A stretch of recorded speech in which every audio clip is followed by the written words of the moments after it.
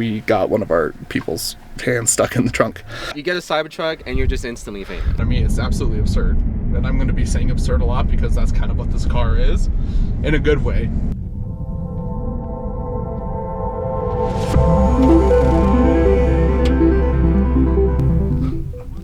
What do you guys think of that? Pretty cool. Yeah, I wasn't paying attention, but yeah, that was pretty sick. The Model X one's a little bit cooler. A little bit. Does your Model 3 do that? Yeah. We can sync all three of them together. You can? That's cool. You can sync his plaid? Oh. Yeah, you guys look at that. We have this absolute absurdity of a car, the Tesla CyberTruck. And we have this for the next little bit, and we're gonna do a review on it. So let's check this thing out. So yeah, we have a Tesla CyberTruck. It is the Foundation series. It is a dual motor one, so that is only 600 horsepower or so. It's not the Tri-Beast version, but the 600 horsepower, driving it around a little bit, is plenty. And sorry if you hear some motorcycles off in the background, in the middle of nowhere. But yeah, this thing is just absolutely absurd looking. And I feel like absurd is like the key word for this entire review, because this whole truck is just absurd. From the looks to how it drives to just literally everything about it. It's just wild. But I have absolutely loved driving it around, and I want to give a big shout out to the owner, Rob, for letting me take it.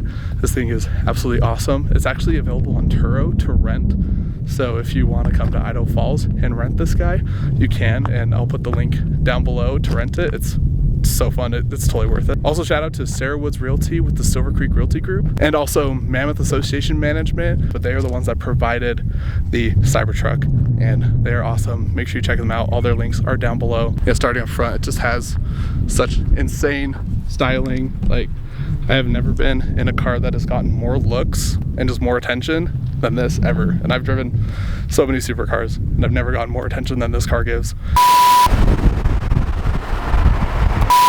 It just looks, like I said, absurd. What do you think of the looks, Kurt? Dude, it is so polarizing. Yeah? I mean, it grows on you a little bit while you're here. Is it the only thing that it has going for itself is that it's polarizing? That's my question. Right. But no, it looks a lot better in person than it does in pictures. Because I've watched so many videos, seen so many pictures, and it does look a lot better in person, especially when it's in Baja mode. Yeah. Oh, it looks so beefy in Baja mode. So big. Yeah, it's tall. It's taller than me. When it's not Baja mode, I'm taller than the truck. And in Baja mode, it is like way over me, and I'm not short. Dude, so it's just a giant fridge. Just big, but like this, big old fridge. The side, I think this is my favorite angle of the vehicle. Oh, I would agree too. The side actually looks pretty dope. Especially Baja mode. Yeah, specifically. in Baja mode. Yeah.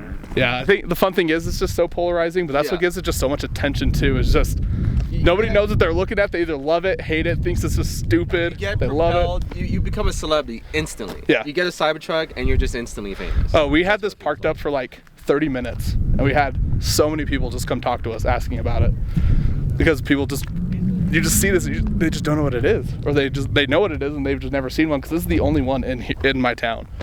So it's just really cool. But let's take a deeper look into this. So like all electric cars, this has a frunk right here, which is like this rubber button, and I'm kind of disappointed in the amount of trunk spaces up here. It's actually really like shallow. There's not a ton of room, but you have the CyberTruck, like looks like the welds that are on the door sills stamped in here. And then supposedly with a recent update, they fixed your fingers not being able to get cut off by the trunk, but we tested it and it still closes on your fingers. So don't stick your hands in this, because this metal is really sharp. As you can see, just the corners here, but they are like, you do not want to get hit by that. Let's move along the back around here, where you have the truck bed covered in this tonneau cover. There's this control box right here that you click and it opens it up. There's that tonneau cover, supposedly can take 300 pounds of weight on top, and you actually get a decent sized trunk. And then you click this button right here to open this up. You can see all this already has like a bed liner, has light strips that run through so you can see, a ton of strap down points. And then if you just saw right here, it has an extra trunk to keep stuff in. And then it also has outlets back here, so you even have like a 240 volt and then 2 regular wall outlets. And with the 240 volt, you can actually connect yourself to other Teslas and charge someone else that needs some help. The only thing that's kind of disappointing, it has a power down tailgate, but it doesn't have a power up tailgate, so you have to put it up yourself, and then you can see it puts all these fingerprints on the back. You can see just how crazy and just boxy this looks from the back. It's just, this is the angle where it gets its fridge name, I feel like, just that squared.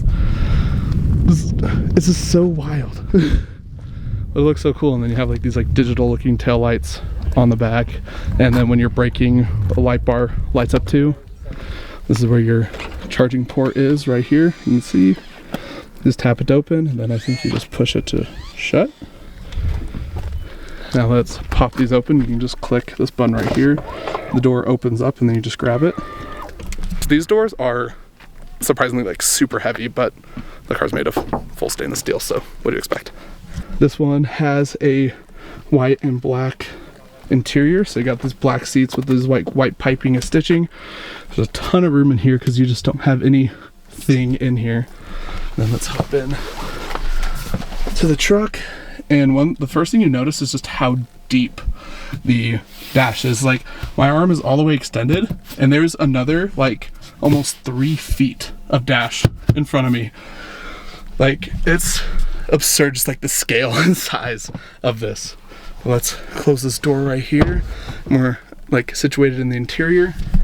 The steering wheel is surprisingly small. Like, I was very surprised how big it is. Like, my hand can go from like bottom to top.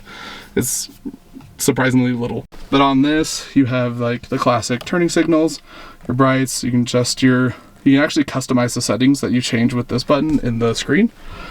And then we have like the speaker functions, the windshield wipers, and this is the volume for the stereo. And then one fun little Easter egg here, if you double tap the windows on there, Oh man, it breaks the windows. Tesla being okay with like making fun of themselves when the windows broke when they announced this car. You can just see and hear just how big this windshield is. It just goes forever. But you also have the world's tiniest rear view mirror, and you can't see anything out back when the tonneau cover is closed. You got this kind of cool ambient lighting that runs through here too. And I actually really like the look of this like dash material here. Everything feels actually pretty premium. The nice leather. This has a cool like perforated texture to it. So this is where like you charge your phone, but also where you put the key to go drive. Got some actually like pretty like tight cup holders that hold your drinks really well. And then you just got big door pockets and stuff. You can't really hold any drinks in the doors though.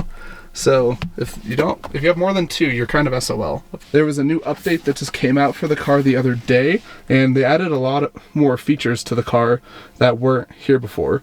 There's still no autopilot available on the car. I guess they're still collecting data to like eventually release the autopilot. But the update, I have like my notes right here on what came with it. You can actually, when you turn on like the AC and stuff, you can just hold down on here to turn them off. Nope. Or is it just the passenger one? I think it's just the passenger one. So you hold it to turn it off, and then you just tap to turn it back on, but you can turn them off so you can just have only air coming out of yours. So now we are in off-road mode. You can see all the tire PSI, you can see your battery temp, and in here you can just start adjusting a ton of stuff. Like you can open up the tonneau, close it, so we can like close the tonneau from here. You can adjust the ride height, which we're in the very high setting right now, which our speed limit is limited while we are in the high ride height, just to prevent you from rolling over. You can even set it to like a car wash mode, fold the mirrors in. You can launch this off-road app, which it actually lets you like turn on the Wade mode, change the ride height, turn the off-road mode. You can set it to which off-roading you're doing, overlanding or bajaing, what kind of surface there is, and also just the degrees and pitch and everything like that. So you just have all this off-road stuff, which wasn't here before the update. So it's really cool having all those features now that everybody thought you could off-road on this. And at the start, it was really hard to because you just didn't have these features. Oh, you can also lock your diffs now too. That was a big thing that was missing and messing a lot of people up, but you can lock your rear diff and your front diffs too. So that is awesome. They also added cabin overheat protections, so your AC will run and keep your cabin at a certain temperature throughout the day. And a lot of people are having like overheating issues because they just like, it would just get super hot in the Cybertrucks, but now the AC will actually keep the car at a comfortable temperature for you when you get in, which is awesome. One thing that they also updated was the turning radius of the car. So the car has like 1.6 times better turning radius now because the back tires will just turn a little bit more when you turn. So that's always nice with these big trucks. Supposedly they're supposed to fix that trunk thing, but we discussed that they did not actually, and we got one of our people's hands stuck in the trunk. Oh well, but let's check out the back seat. So yeah, so you just push this button on the handle and then just climb on out. And it is way high in that Baja mode. Let's check the back seats. Just push that button, pops out to you. You can see the back seats, nice and roomy. And then we can hop in here. And I have plenty of room. This is in my seating position, and I'm 6'2", and I have a ton of room right there. You can see right here, we can turn on our fans back here. You can even watch Netflix, YouTube, Hulu, all that stuff. Turn your volume up and down, change the wind speed. So you got a lot of cool like little features back here for the people when you're driving around, and a nice place to keep the kids entertained while you're driving. So I like it. This is a nice improvement just as far as back seats go in Teslas, and I like it. Not really any good cup holder spots though. I think this armrest folds down, but I don't want to pull on it hard enough and break it because it wasn't moving for me, but I think there are cup holders in this middle armrest. So there's that if you can get it down without breaking it. So now let's get to the not so fun part of the video. Let's start showing just like the quality issues that Cybertrucks are known for always having that we've seen here, but you can kind of see like this line doesn't line up very good, and this door is all the way shut. That doesn't line up. This panel is a bit flimsy up there, and this one looks like it wasn't even cut for the right spot, but it's just kind of shoved into there. And the panel gap up front is absolutely wild too. This is how big that overhang is on the front. It's just crazy how hard it is to line up straight lines. And even on that side, really absurd one. And this just big gap right here, and there's actually a really sharp edge right here. Like you could easily cut your finger on that if you were just rubbing your finger on it too fast. And the list kind of just goes on with just the panels not lining up anywhere. Like right here has a bit of a lip to it too. So, you know, classic Tesla quality issues, and especially with the thing with so many straight lines, it just doesn't line up very good. And it doesn't take away from the absurdity of the car and actually how fun it is just to drive around and how excited people get seeing it. So, I don't know, I'm loving it still. I would still love to drive one of these around. I don't think I would spend the $120,000 that they cost, but for the $60,000 one, I would totally rock that because that's actually like really cool. One thing I noticed with the Baja mode up is if you put bigger tires on, this bolt sits over the tire. So you couldn't put bigger tires on if you wanted to, because you'd just be hitting that bolt every time you hit a bump. So I guess you're just stuck running the Tesla tires, or just the same size, so you can't really go bigger. Oh well. But yeah, I say let's hop in this and let's go for a drive.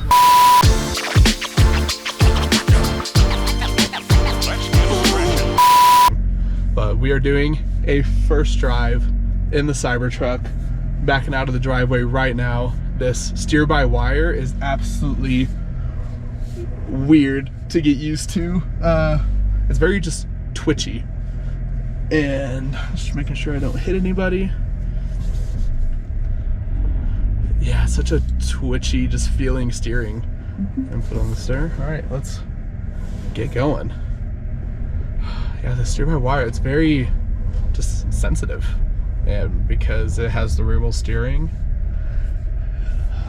But surprisingly, the visibility isn't too bad out of this. I thought there would be absolutely absurd wide spots in here, and it's actually not terrible. Like really not that bad. I can see a lot of everything, but also that's attributed to the fact that there are the biggest windows I have ever seen in any car ever, and also everybody jokes about the biggest windshield wiper ever also. But we're turned onto the main road right here. It's so weird just doing like a quarter of a turn to get all the way out, and let's get going. So far, first impressions, it feels just like a Tesla. If you were expecting this to not feel like a Tesla, then I don't know like what you were thinking. But this just feels and drives. It's so unique, but the steer-by-wire is so sensitive. It almost feels like I'm in a low-slung sports car of just how sensitive and turning it is. Like, you get this kind of feel when you're in like a McLaren. And these are some like big turns, and this is not a small car. It is actually a lot bigger in person than you would expect it to be. And you feel really big too. One thing that makes it feel so big is just how far down the dashboard is. Like, it goes on forever, and it's really hard to tell where the front of this car is just because of how long the front is. Like, from what's in front of me, it's absolutely absurd. And I'm going to be saying absurd a lot because that's kind of what this car is, in a good way. Like, it's so crazy unique, and already just driving past people, I have never seen a car get this much looks just right out the gate. This thing is just so cool. One wild thing about just being of Tesla quality though is I'm looking at the liner of the dash up there, and there's already some of the liner popping up, and this car has like, I think just a couple hundred miles on it, but there's already some of the fabric coming off the front of the dashboard. That's awesome. But even just as I've been like looking around the car, there's so many just panel gap issues and fitment issues, but that's literally old news with Teslas. That's expected almost by now. You going? Yeah, I'm just at this stoplight right here. There's so many people just staring right now. It is so fun. I've never been in like a Lamborghini, Ferrari, McLaren, or anything that's got this much attention. This is hilarious. And one thing that's really weird about these is the steering wheel. It's so small. Like, the steering wheel is like not even like a foot wide. But it actually feels really nice. Like, I thought this was going to be kind of hard to drive, kind of like the yoke on a Tesla Plaid, but this feels pretty nice. Like, they did the ergonomics actually really well, so thumbs up there. As far as like the interior cabin goes, like, you get the classic just Tesla quality. You don't get those like crazy marble dashboards that the Concept had, but this one has a white and black leather interior, and it actually looks pretty nice. Like, I like it, and it has a lot of really nice ambient lighting too throughout, which when the sun starts going down, we'll get a little bit better of a look at that. And I'm very much enjoying being in here. It's actually a really nice place to be. The ride is super soft. I was expecting it to be a lot rougher, but we just went over some pretty hefty train tracks, and you probably didn't even notice it on the video. But this feels like actually really comfortable, and I'm very happy with that, because I've owned a few trucks in my life, and this is actually probably one of the most comfortable ones. And the Tesla seats are always really nice too. They have good bolstering, really comfortable. And let's see where we're going. We're heading downtown to meet up with a couple of my Tesla buddies to just get all the cars together. So we're getting Kurt together with his Tesla Plaid, friend Kelly with his Model 3, and we're all just getting together to shoot these Teslas together. And there was just someone taking a picture of me. That was funny. But yeah, again, I'm just gonna keep saying, this gets so much attention. I freaking love it. As far as how it's driving, when this car gets out in front of me, I'll let you know just how the acceleration feels. This does have the dual motor, so it's 600 horsepower, which is no slouch whatsoever. I wish it was the tri-motor just to try that out, but the 600 should be plenty. It was actually a really cool classic car right there. I'd love to shoot this with like a classic car, just to like have like the comparison together. This person this might be one of those cars where it's like dangerous to drive with people next to you because they're just on their phones trying to take a photo, and that might not be safe because they might turn into you. I experienced that when I was driving around this like bright orange McLaren in Utah, and people just constantly just whipped out their phones, but then they would start like turning into you, and it just kind of makes you nervous, and this car almost does the same. And one thing you have to keep in mind, we're in small town Idaho, and we're in a Cybertruck. Like, those two things just don't mix, but people here are like truck obsessed. We're all farmers, all potato people, but having this like in small town Idaho, people are just gonna lose their minds. Their brains are just gonna melt seeing this thing. And I can already tell that it is just melting people's minds as I drive through.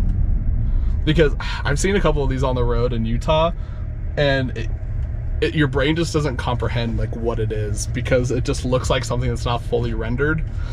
It's hard to like comprehend like what you're looking at, especially when you're in normal traffic. It just looks like it should not be there. So it's really cool. I just wish it wasn't rush hour traffic right now, so let's give it a little punch right here. That's not bad.